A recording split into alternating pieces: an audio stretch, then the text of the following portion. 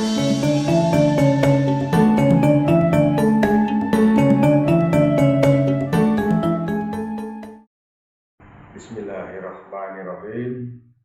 Wassalatu wassalamu ala asrofil anbiya'i wal mursalin wa ala alihi wa sahbihi ajma'in, amma ba'd. Rabbi israh li sadri wa yassir li amri wahlul 'uqdatam min lisani yafqahu qawli. Rahayu, rahayu, rahayu. Selamat datang, selamat berjumpa kembali dengan saya Hadi di Pusaka Keramat Channel. Belum lama berselang saya kedatangan tamu. Beliau adalah subscriber juga, membawa sebilah pusaka beserta gulungan, ya, ada semacam gulungan kertas gitu. Jadi dia bawa sebilah pusaka dan sebilah gulungan kertas.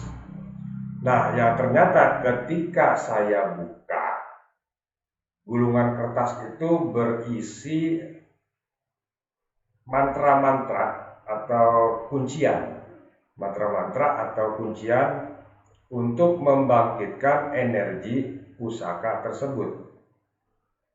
Nah, tapi dalam kenyataannya energi pusaka tersebut setelah dia coba di rumah itu tidak terjadi atau energinya tidak bangkit. Nah, kenapa bisa sampai seperti itu? Nah, untuk rekan-rekan semuanya, silahkan ikuti video ini terus sampai habis. Dengarkan ulasannya. Go!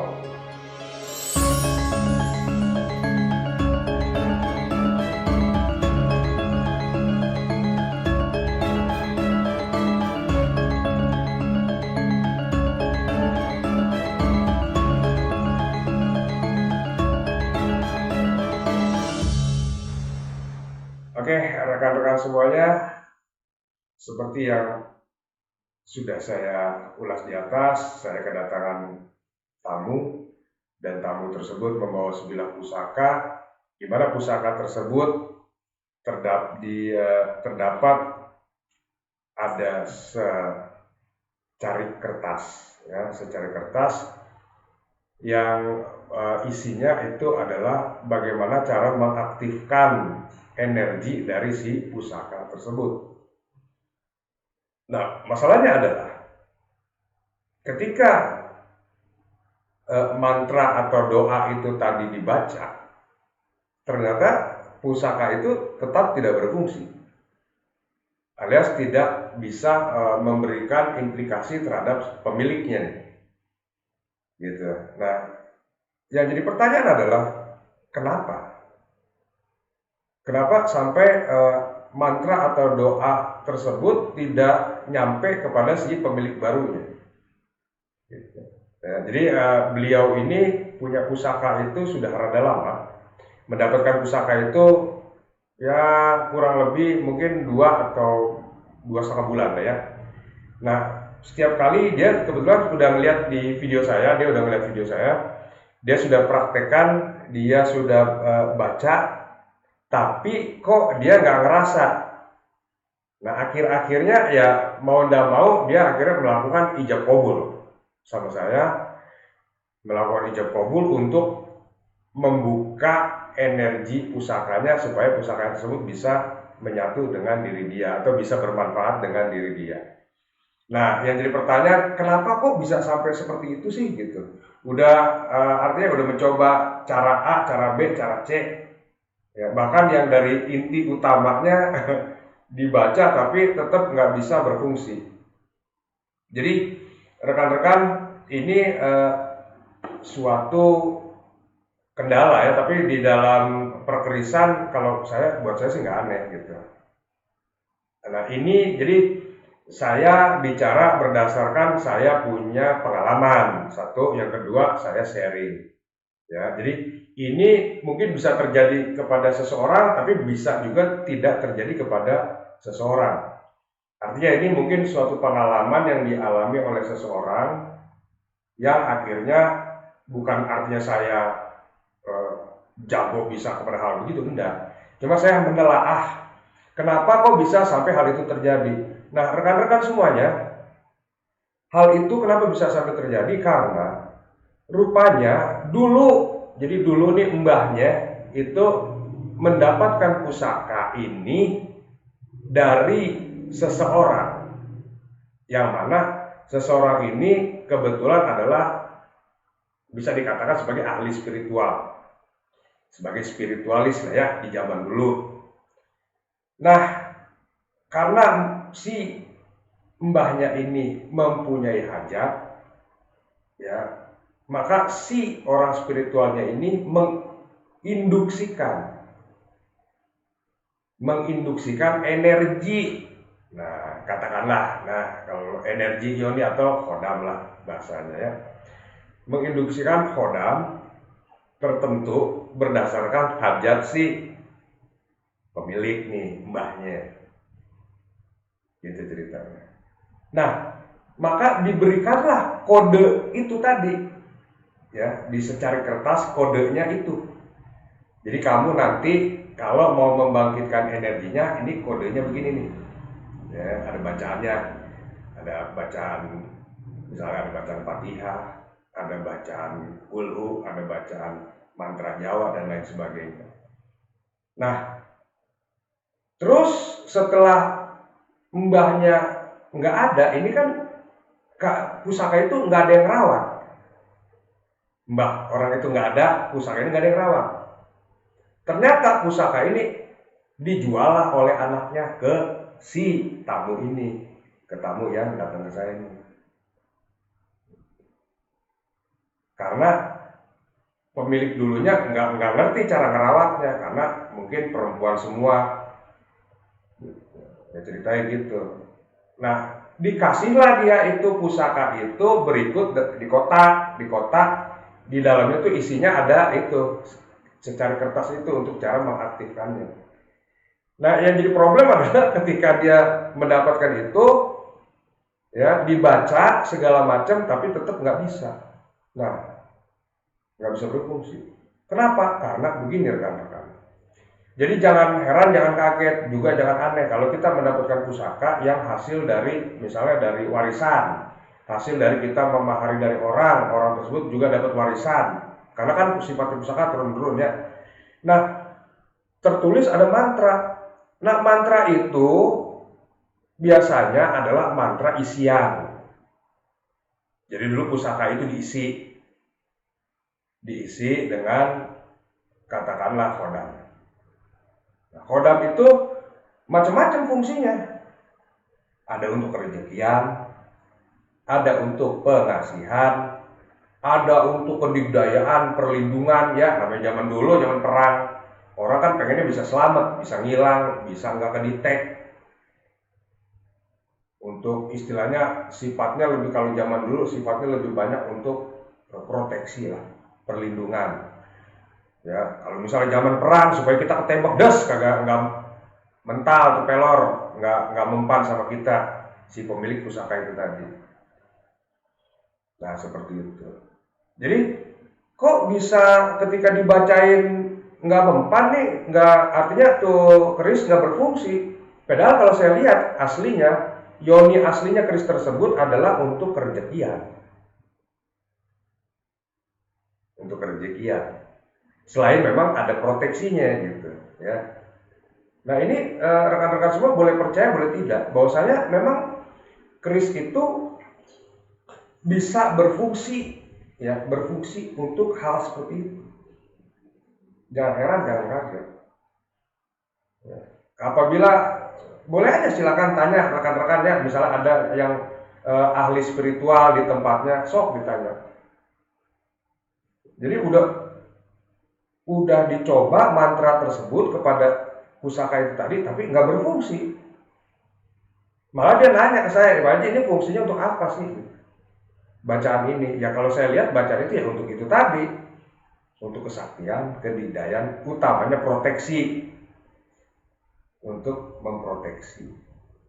Ya, nah, bisanya itu sampai nggak berhasil karena itu hanya istilahnya bisa berhasil dibaca oleh si pemiliknya dulu. Gitu. Nah, ketika yang memberikan bacaan atau mantra itu tadi udah nggak ada, orangnya udah meninggal. Ya, si mbah, ya, orang yang punya pusakanya dulu, mbah-mbah itu udah meninggal, kodamnya balik lagi.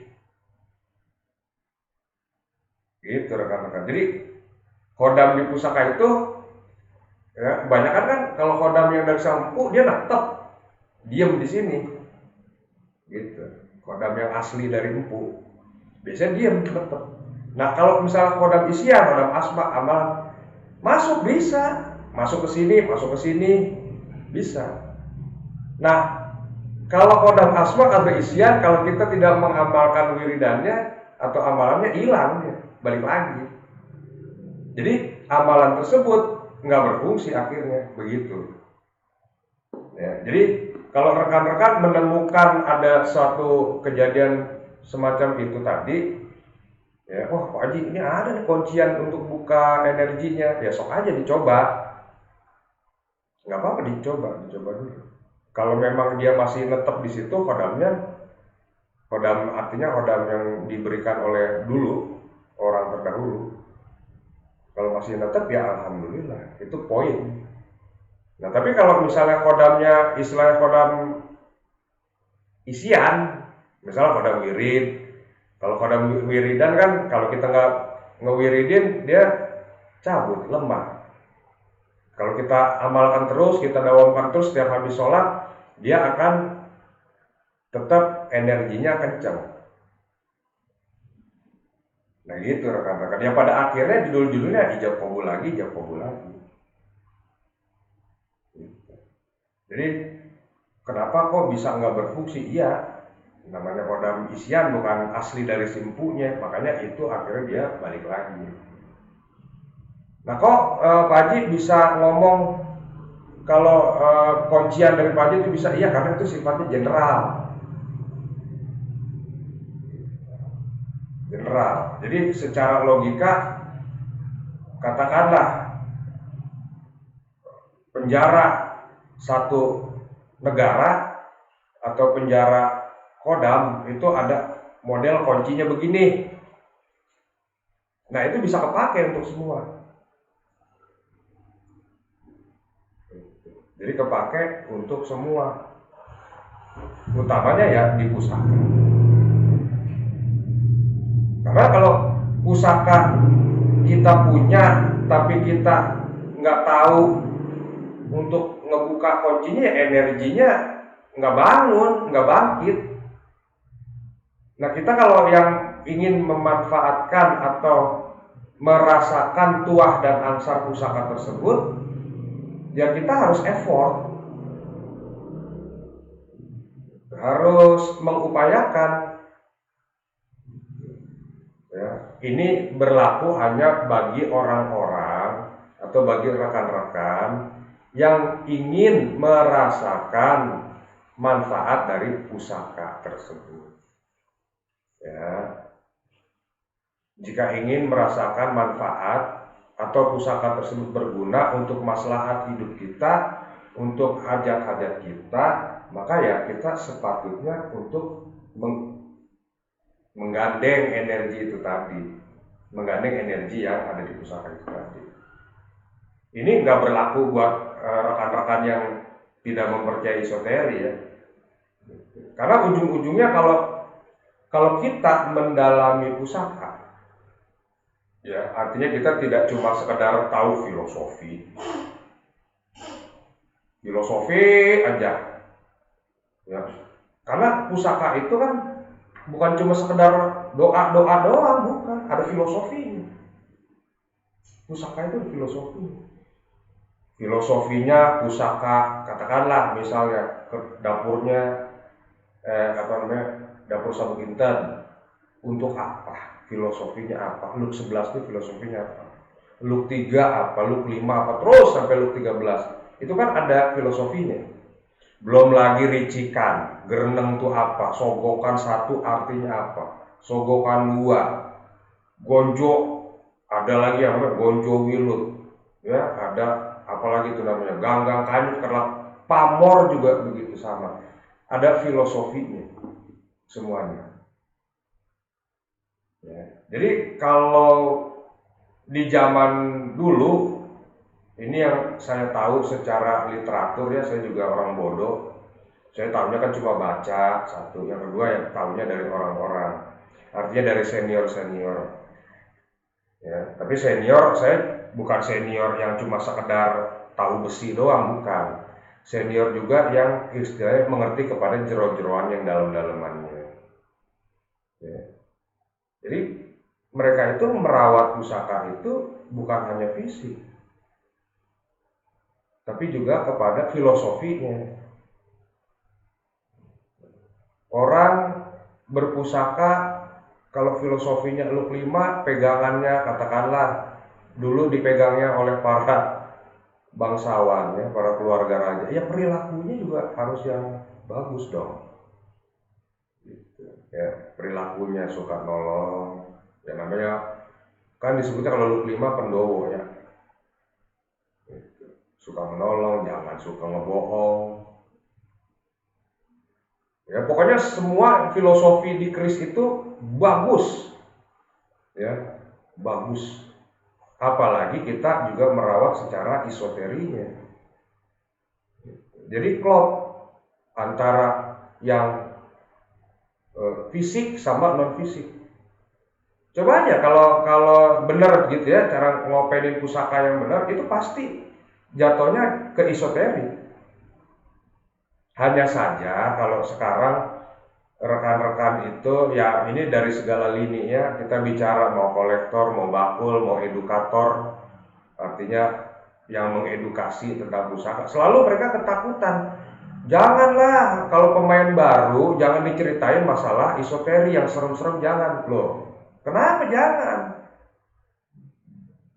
Jangan kita menutup-nutupi artinya sesuatu hal yang memang itu kenyataan, jangan.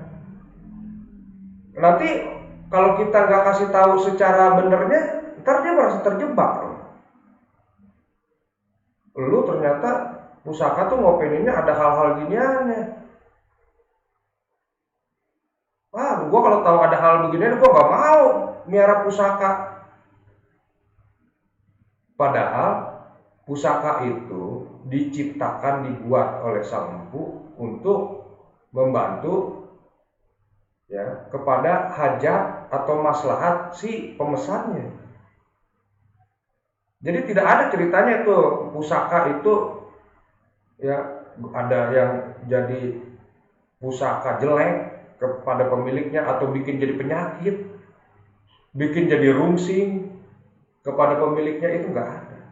Kalau berenergi panas ada, pusaka energinya panas ada, pusaka yang energinya panas. Ya, ini termasuk pusaka saya yang ini energinya panas. Jadi setiap kali saya pegang, set, panas energi. Tapi apakah pusaka yang berenergi panas itu buruk untuk hajat kita? Enggak. Justru kita tuh harus balance ya. Ada energi yang panas, ada energinya yang dingin. Nah, jadi kembali ke tadi, kenapa kok sampai artinya sudah ada kuncinya, tapi tidak juga berfungsi. Bahkan ada juga, ya jadi itu satu kasus. Ada rekan-rekan yang lain juga artinya mempraktekkan. Pak Haji, saya udah ikutin ya apa kata Pak Haji, baca A, baca B, baca C, untuk membangkitkan energi pusaka tersebut. Tapi kenapa kok dia tidak signifikan membantu saya? Ya iya tuh. Kan saya berulang kali pernah menjelaskan, ya, ketika kita membangkitkan energi pusaka tersebut, ya, tapi energinya masih terkungkung, belum bisa keluar dari tempat dia, dari panggonannya dia belum bisa keluar. Ya, dia cuma bisa membantu secara terbatas.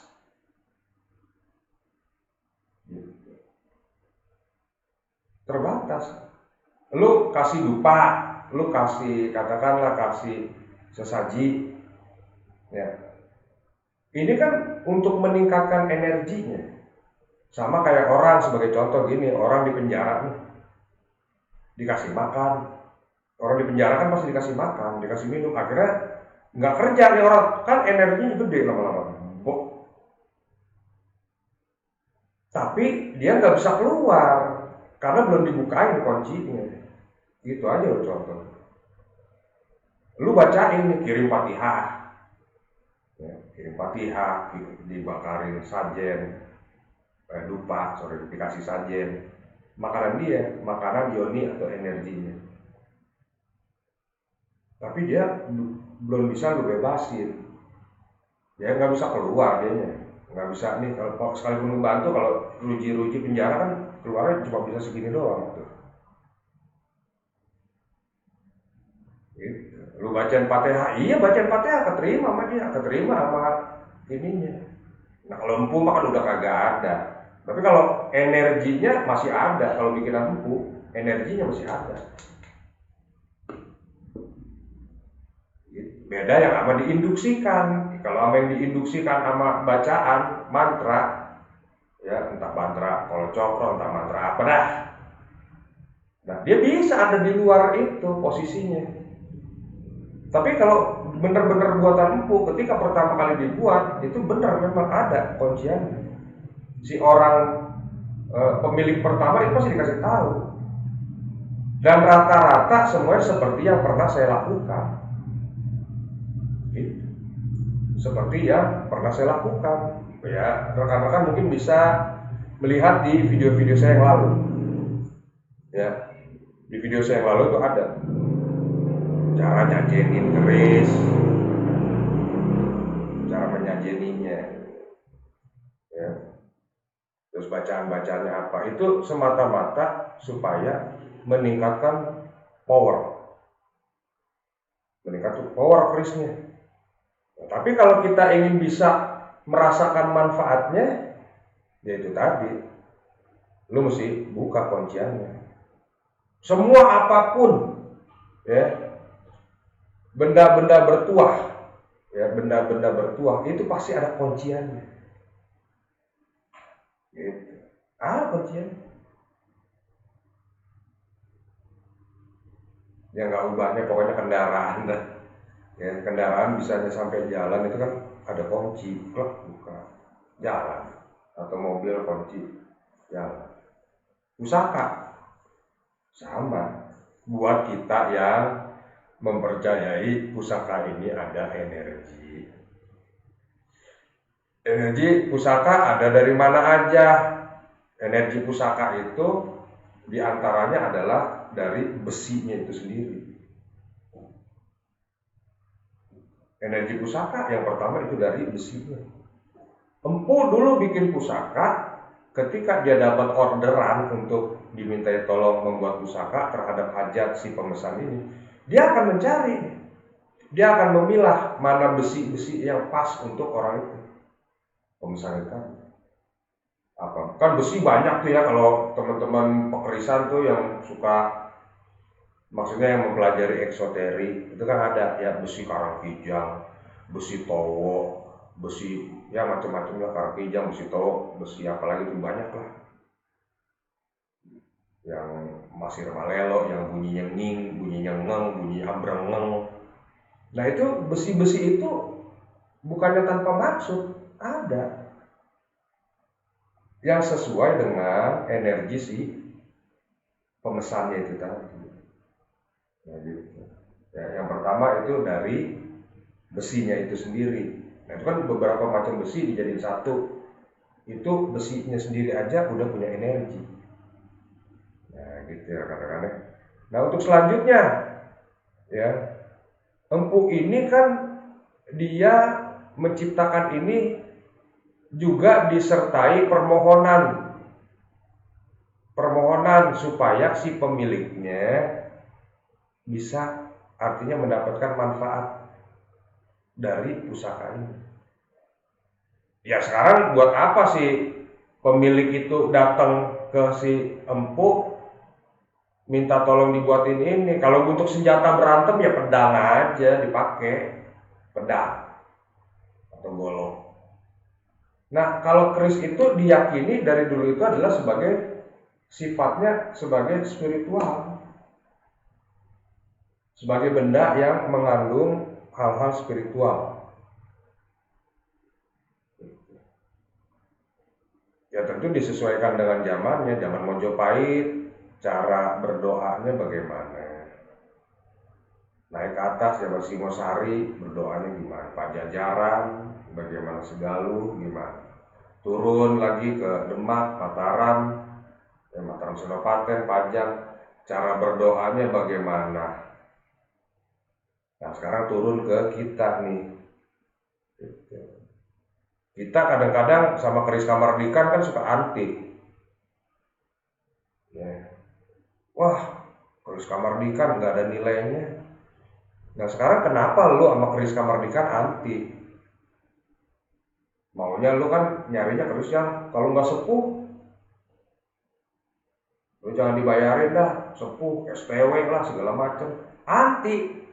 Sama keris-keris baru, anti. Maunya ngambil yang sepuh. Lah kenapa gua tanya? Maunya kok keris yang sepuh? Nah, secara logika, maunya keris hanya yang keris yang sepuh.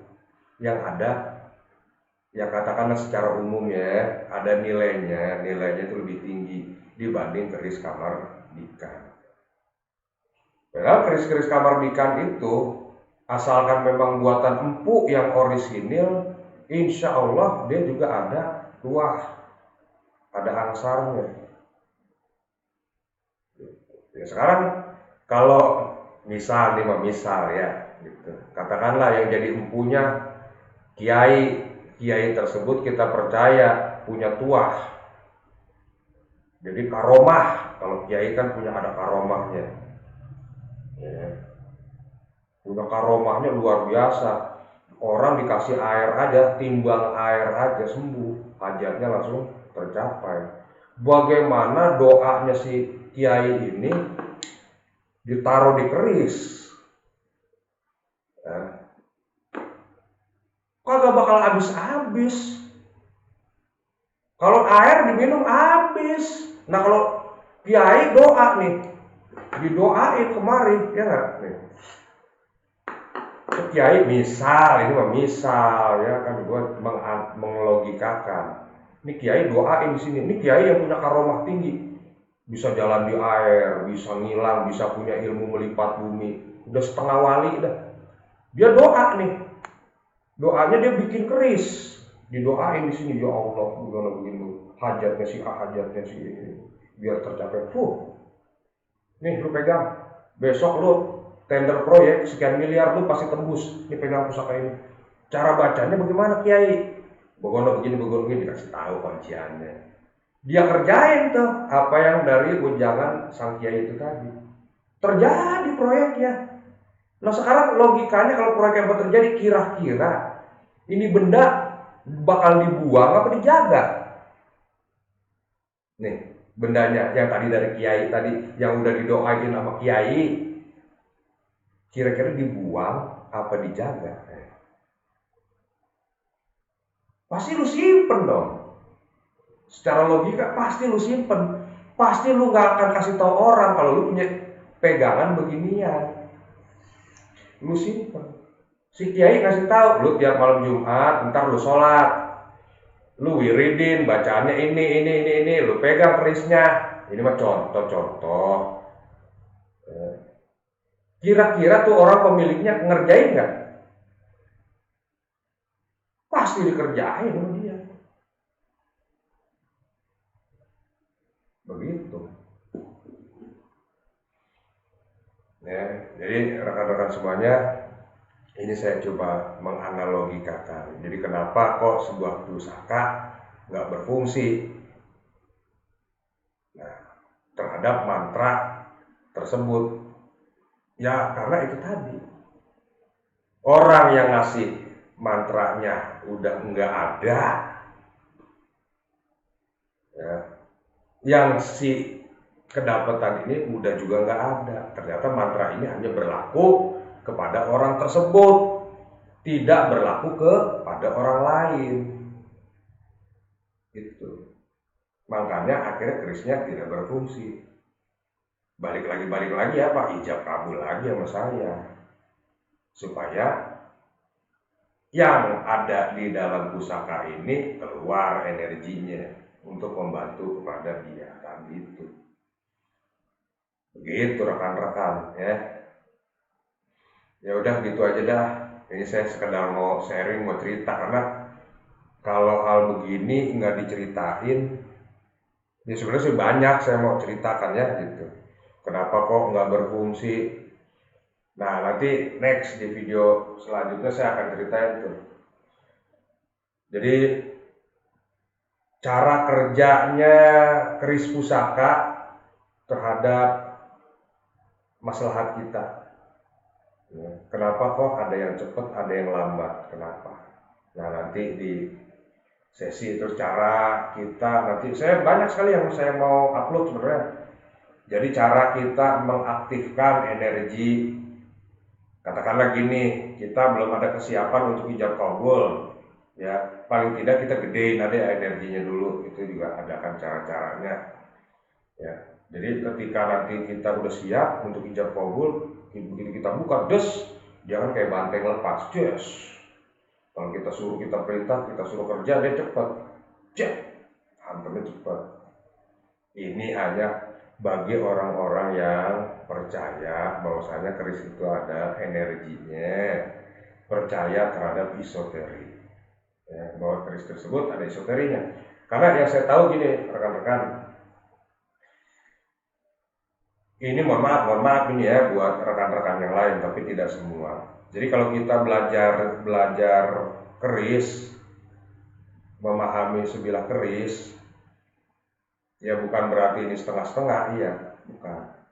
Saya sendiri masalah besi saya belajar dan belum selesai.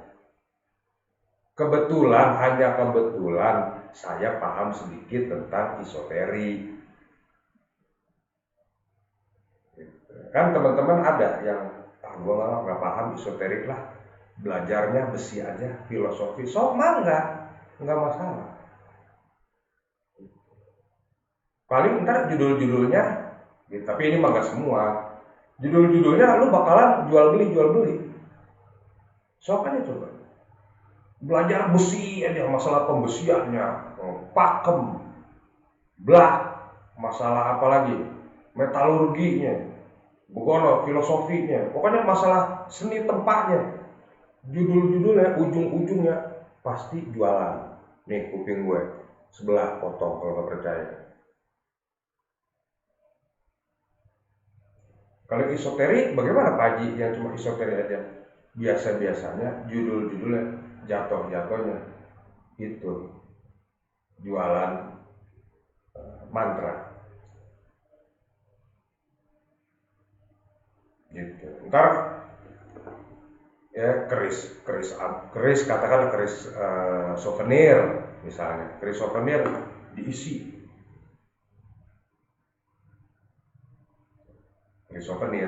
sebab kalau kita mempelajari kedua-duanya keris jarang itu sampai akhirnya harus menjual pusaka tersebut, karena ini sudah dianggap bagian dari keluarga. Sekarang keluarga lu mau lu jual. Nah, kalau orang bule, kebetulan saya punya teman ada di luar negeri ya, beberapa lah teman saya. Itu mereka tuh miara anjing. Anjing itu dianggap bagian dari keluarga dia, jadi anaknya dia. Anjing tidur bareng itu anjing, ya pokoknya udah kayak keluarga dah.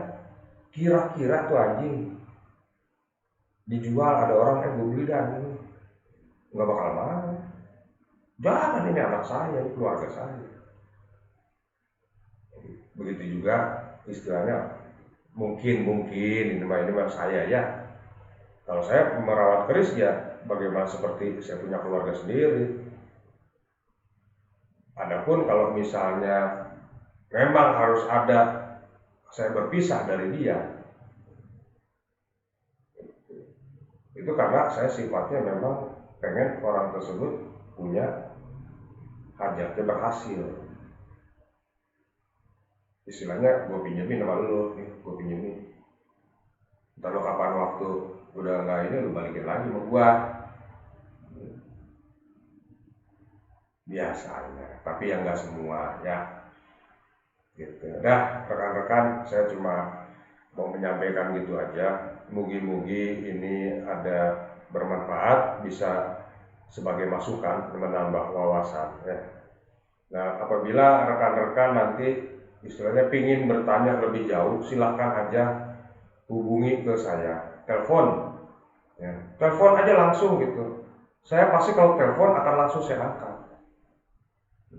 Paling kalau misalnya saya lagi ada urusan pekerjaan, saya akan balas, mohon maaf Pak, saya lagi ngarit rumput misalnya, saya nggak bisa ngangkat, ntar kelar ngarit rumput, saya hubungin ulang. Ya, pasti saya akan hubungin balik. Ya, gitu. Baik rekan-rekan semua, kurang lebihnya saya mohon maaf apabila ada perkataan atau kalimat-kalimat saya yang kurang berkenan ya. Dan apabila rekan-rekan semuanya menyukai ulasan ini, tolong jangan segan-segan untuk menekan tombol like. Ya, dan bagi yang baru datang, baru mampir di channel ini, jangan pelit-pelit untuk menekan tombol subscribe serta like. Sekali lagi saya minta ini agar di-share, ya, di-share kemana aja, ya, mau ke alam goib, mau ke alam barzah, mau ke alam malakut, alam jin, semua disebar ya, ke mana aja lah pokoknya ya, supaya ini bisa bermanfaat. Oke, baik sekian dari saya. Sekali lagi kurang lebihnya saya mohon maaf jika ada perkataan saya yang kurang berkenan. Usikum wa nafsi bitaqullah. Assalamualaikum warahmatullahi wabarakatuh. Rahayu.